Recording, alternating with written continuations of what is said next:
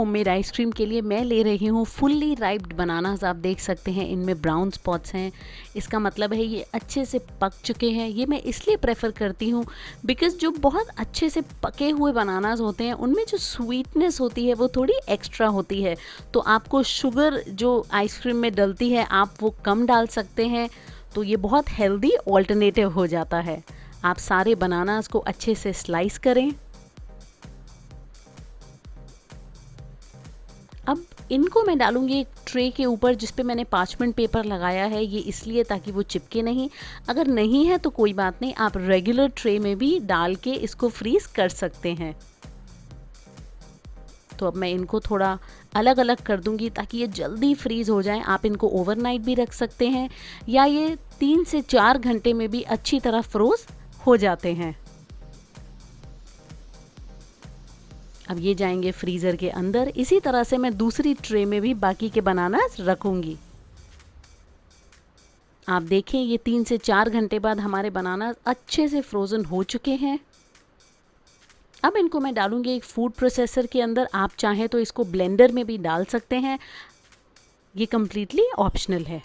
आपका जो ब्लेंडर है वो थोड़ा हाई प्रोसेसिंग हो। अब इसी के साथ इसमें जाएगी चीनी, आप चाहें तो ये स्किप कर दें कम्प्लीटली। वेनिला एक्सट्रैक्ट और दूध, ये मैं ठंडा दूध ले रही हूँ। आप चाहें तो इस पॉइंट पे अपनी चॉइस के कोई भी फ्रूट्स डाल सकते हैं जैसे कि मैंगोज या स्ट्रॉबेरीज। अब हम इसको ब्लेंड करेंगे 3 से 4 मिनट तक ताकि ये अच्छे से ब्लेंड हो जाए। आप देखेंगे इसकी जो कंसिस्टेंसी है वो बिल्कुल परफेक्ट है। तो इसको अब आप किसी पैन के अंदर या किसी भी बर्तन के अंदर जो भी आपके पास अवेलेबल है आप निकालें और ये अब जाएगा फ्रीज़र के अंदर ओवरनाइट या एटलीस्ट 6 to 7 आवर्स। आप देखें 6 घंटे बाद मेरी आइसक्रीम बिल्कुल जम चुकी है। बहुत ही हेल्दी ऑल्टरनेटिव, ना ही इसमें कंडेंस मिल्क है ना ही इसमें कोई क्रीम है। इसको आप ऑप्शनल है किसी स्प्रिंकल्स के साथ गार्निश करें और इंजॉय करें।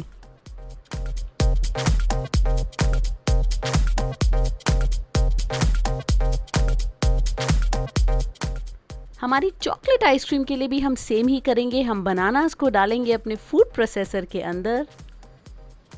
इसी के साथ इसमें जाएगी चीनी, कोको पाउडर और दूध। अगर आपके पास कोको पाउडर नहीं है आप कॉफ़ी भी डाल सकते हैं, पीनट बटर डाल सकते हैं, नटेला डाल सकते हैं, आमंड डाल सकते हैं। ये कम्प्लीटली आपकी चॉइस है। जो आपको चॉकलेट में फ्लेवर पसंद है वो आप इसमें ऐड करें। तो अब आप देखें हमने इसको अच्छे से ब्लेंड किया है, इसका टेक्सचर बहुत अच्छा आया है। अब इस पॉइंट पे मैं इसमें डालूंगी चोको चिप्स। ये मेरे घर पे अवेलेबल हैं, अगर आपके पास नहीं है आप इसको स्किप कर सकते हैं। तो अब मैं इसको 10 से 20 सेकंड तक एक बार फिर मिक्स करूंगी और अब ये हेल्दी हमारी चॉकलेट आइसक्रीम मिक्सचर बिल्कुल तैयार है।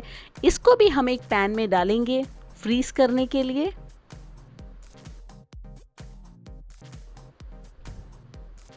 आप इसको अच्छे से स्प्रेड करें इवनली और इसको मैं गार्निश करूंगी थोड़े से और चोको चिप्स के साथ। और ये अब जाएगी फ्रीजर में। तो ये लीजिए मेरी चॉकलेट चिप आइसक्रीम बिल्कुल बन के तैयार है। इसका बहुत ही क्रीमी टेक्सचर है, बहुत हेल्दी है। आप इसको गिल्ट फ्री बना के खा सकते हैं इस समर सीजन में। इसको अब आप गार्निश करें अगेन चॉकलेट सॉस के साथ और थोड़े से और चॉकलेट चिप्स।